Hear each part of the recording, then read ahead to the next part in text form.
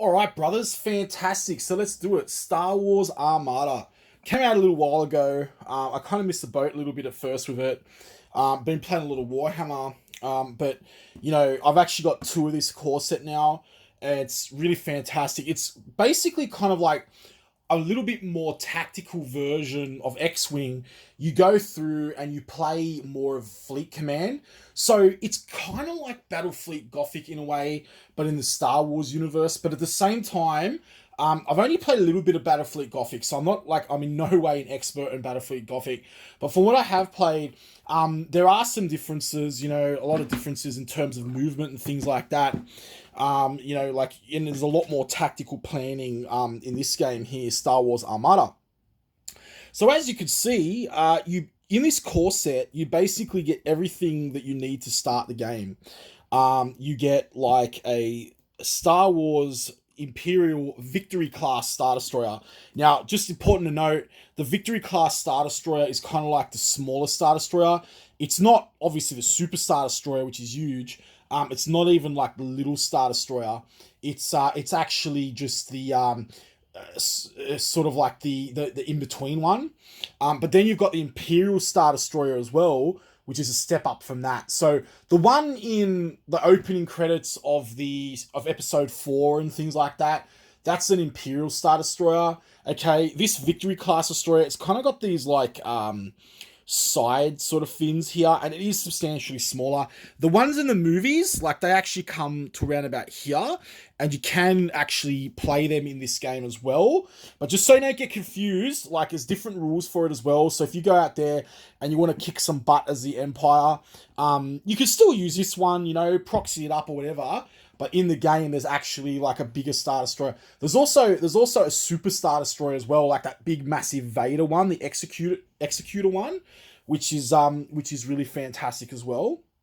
So, and here you could see you've basically got some TIE fighters, you've got some X-Wings there, and you've got your Tanton 4 cruiser, blockade runner, and a Nebulon B frigate, which actually is really good in this game. It's kind of like more of a long-range gunboat. So the way it kind of works is this guy here, the Tantin 4, I think that's how you pronounce it. It's kind of like more of a close-range brawler. It's wicked against fighters as well, but it's really strong for its points up front, but its back armor is like super, super weak. Whereas this guy is kind of like a decent all-arounder, but he's more of a ranged weapon. And the Star Destroyer is pretty much kind of like your Space Marine midpoint, where it's basically sort of like really good at everything. In this box, I think from memory, there's around about like 80 points of stuff. Games, to my knowledge, are played at around about 400 or 500 points. So you could kind of get the scale as well. It's really easy because everything like just comes like painted and stuff like that. So you could just literally open this box, you read the instructions, and probably take you about like 10 minutes and you can get playing. I had like a friend show me like just quick demo. We'll also do some demos up on the channel as well when we get some time. But it's really fun to get into. And you've got like firing arcs and stuff. None of this stuff like, oh yeah, here's my Storm Raven gunship, with a missile launcher on the wing facing forward, and I can shoot them from behind and all this kind of stuff. It's a very tactical game, very, very nice. So let's open this guy up and see what's happening. So, yeah, I highly recommend it. I've played a game already, and it's just, you can find it, this box set, a lot of deals at the moment going on, like on eBay and stuff like that. And I highly recommend if you're looking for a little bit of a switch up from Warhammer, then I highly recommend getting into it. It's a fantastic game. It's really easy to get into.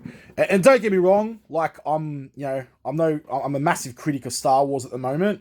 I couldn't stand Last Jedi. I nearly vomited in the cinema. But like, I kind of like, when I see this, I get a bit of nostalgia, from the old days, when Star Wars was for men.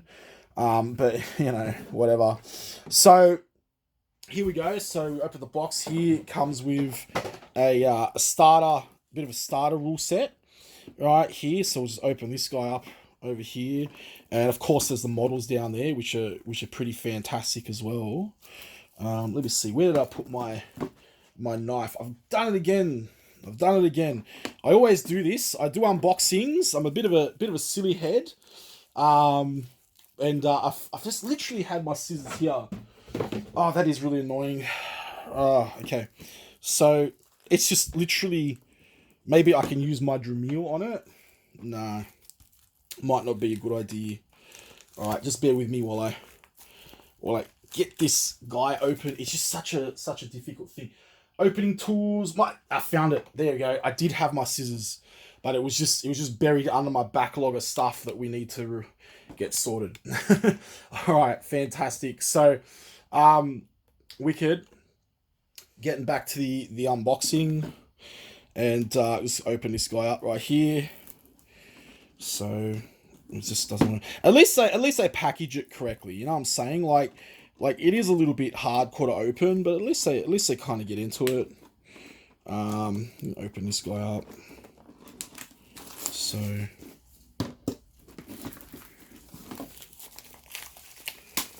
we go. Open this up like that. And then, yeah, so here's instruction menu, shows you like some expansion packs and stuff like that as well.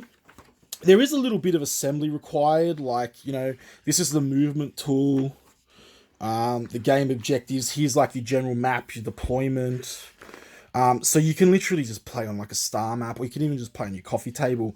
You know, you just get like a black, you get like a black piece, or like a black sheet or something or whatever.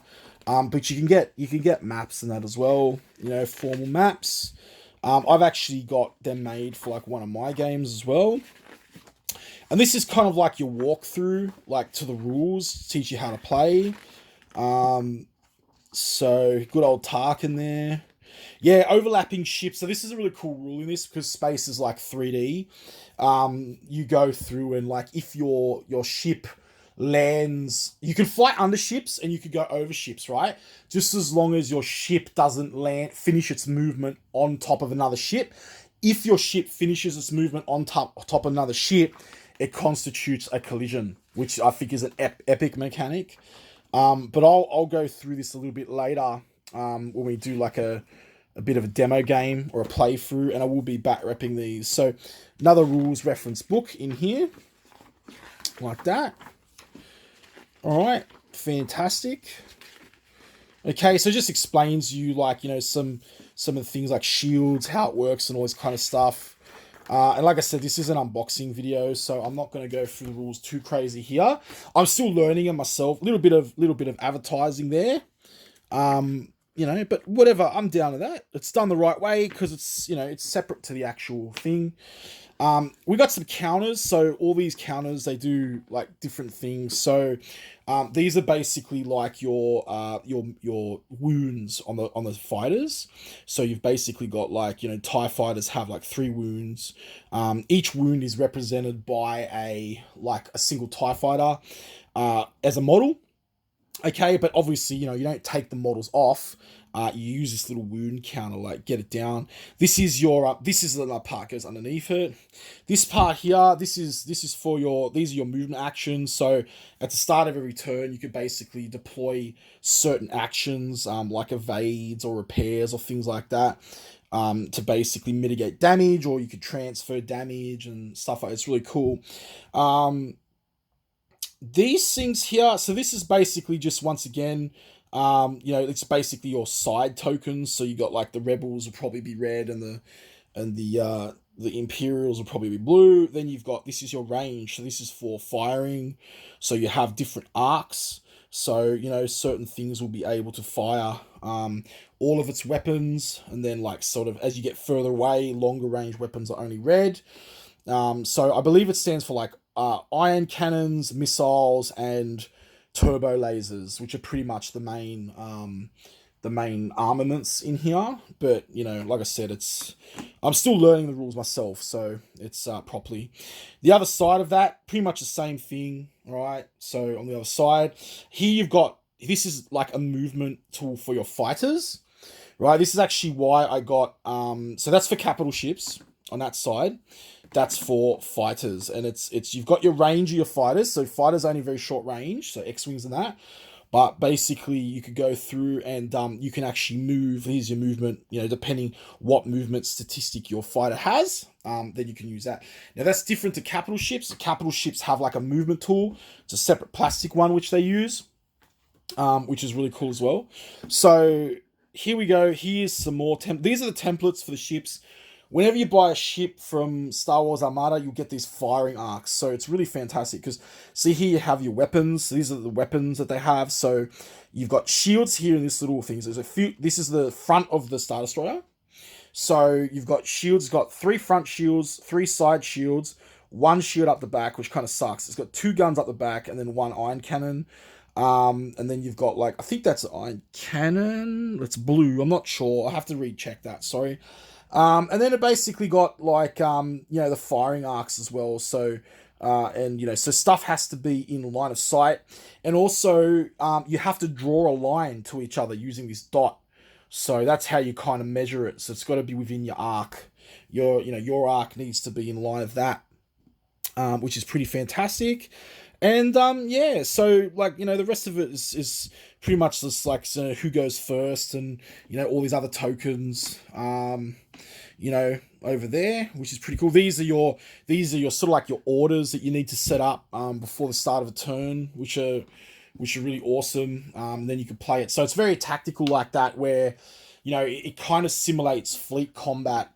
Like naval sort of colonial era space combat, fleet combat, where, you'll plot a course and then, 2 ships will plot a course and you can make adjustments, but it's not like fighting like in fighters where you can, you can't just turn like a ship, at the split second and have it going other directions. There's things like inertia and and movement and all this kind of stuff. These are more like just terrain pieces here, so space stations and stuff, obstacle, asteroid fields. Personally, I'm more of, I like playing with the models. I don't like these counters, but that's them and they are there. I mean, it's good that they're in there though. It's a nice bonus. Here are the minis. So these minis are absolutely gorgeous, especially for the price. I mean, you think about all the value you're getting in this box. I mean, they're pre-painted too, so anyone who's not sure, you can see the Star Wars Armada minis, they're all painted. And I mean, guys, if you want to, if you don't like your stuff pre-painted, I mean, you can always paint over it. I mean, just get your undercoat spray and just get over it. And it's really nice, some absolutely fantastic detail. So check that out. You can check the detail out over the side here. Right, underneath. Look at that. Look at the area here, for the hangar bay. Some absolutely fantastic work. Yeah, really nice. I'm trying to get an Imperial Star Destroyer right now.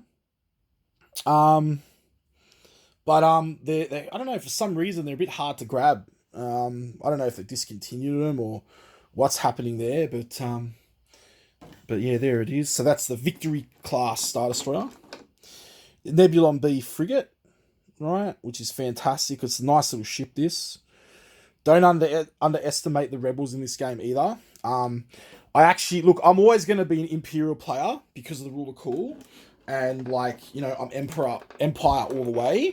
But the rebels, I actually think, are stronger. They have more flexibility, more gameplay options. And here's your blockade runner, your Taunton 4 frigate, which is really fantastic. In X-Wing, I'll be grabbing these ships as well, and we'll be playing with those. It's going to be fantastic. I've got, I think, just a couple more days of my brutal burn, and I go on holidays, so I'll do more gaming. So you get your dice as well. Right, these are your dice, and the way this works is you've basically got your critical hits, your normal hits, and then you've got, I can't remember what that one was, but yeah, critical hits, normal hits, and I think it was not focus. I'm getting confused with X-Wing now, but it's similar to the focus button where you can spend one of those rolls to activate an ability. And that's why I haven't done a playthrough as well, guys, just yet, because I'm still learning the rules myself. But I've had like a quick mini game and like without using the cards. So you got cards in it as well. And like I absolutely loved it. It was just so mad. It was so cinematic as well. These are the bases that ships go on. So then basically the firing arc sides go up on the other side. Here you go. Here's some ships. So the TIE fighters and the X-wings. Now, just so you know, the TIE fighters and the X-wings, they don't actually come painted. I know a lot of people do paint them. I don't know if I'd bother, but like, you know, if I was going to play in tournaments and stuff, I probably would. Here is the movement tool that needs to be assembled. Also, these are like the action dials on the back, which we'll get into in a tick. Now, the reason why this is stands for everything. So you got like stands for everything in the game. And that's why I got 2 boxes of this, because like not only can you play bigger games, but both players can then have like the movement tools. You can have 2 sets of dice.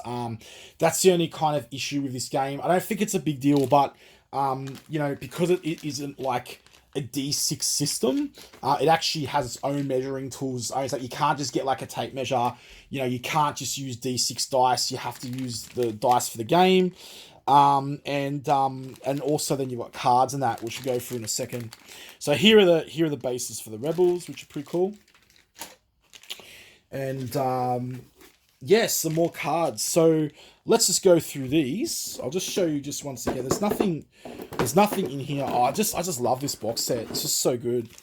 I've heard that the Victory class Star Destroyers aren't so good in the game, but you know, like I think it's still worth it. I think it's still worth having in there. You know, and Star Destroyer is a Star Destroyer. I love my Empire in Star Wars. It's kind of like Space Marines in you know, Imperium is basically like the Empire. I don't know, whatever. Even the helmets kind of look a little bit the same as well. So all right. So here we got the cards. These are actually the cards, the tokens, which you can use. These are like your ship cards. So there you go, the Corvette. You've got the movement here, depending what they can move, the actions that they can take. These are like the hull points over here. So it's got like 4 hull points. These are the weapons, the shields on the side here. Different commands, different cards that you can assign down the bottom. So yeah, and then we've got another Corvette. So this is a B version, and you can see the difference is it's got more like alternative weapons. So this has got some turbo lasers and some ion cannons. I believe that's what it is.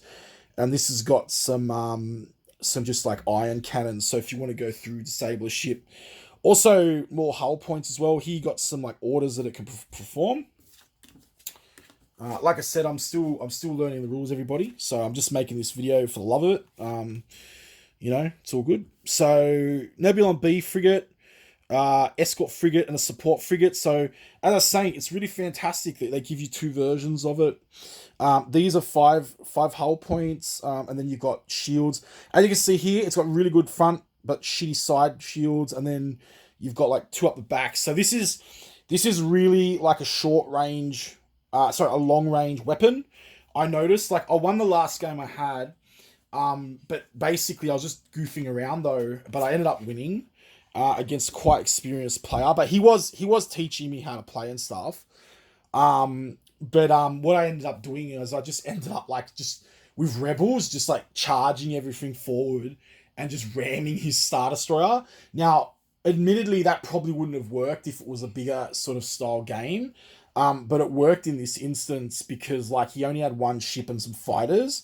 And as you probably guessed, like X-Wings are more powerful, you know, than TIE fighters. TIE fighters are kind of just like anti-fighter chaff, you know, to destroy chaff. The Victory class Star Destroyer, we've got the 2 versions. You know, here you go. You can see it's a very slow moving ship, but it's a lot more brutal. This one is kind of like more of a close range brawler, whereas this one kind of, actually no, like one is with missiles, one's with iron cannons, I think. So just completely different versions. But you can see here, look at that, it's got 8 hull points. So you could see that like both those ships are, yeah, it's a big boy. And you've got 2 two separate versions which you can play, two separate loadouts, which is pretty cool. And then you've got the other cards. So these are the squadron cards and things. So X-Wing squadrons, basically the same thing. You know, how many lives you have and all these whole points, all this kind of stuff. And your movement is here. I think this is like your shots versus capital ships. That's Luke Skywalker, right there. So he's like a hero.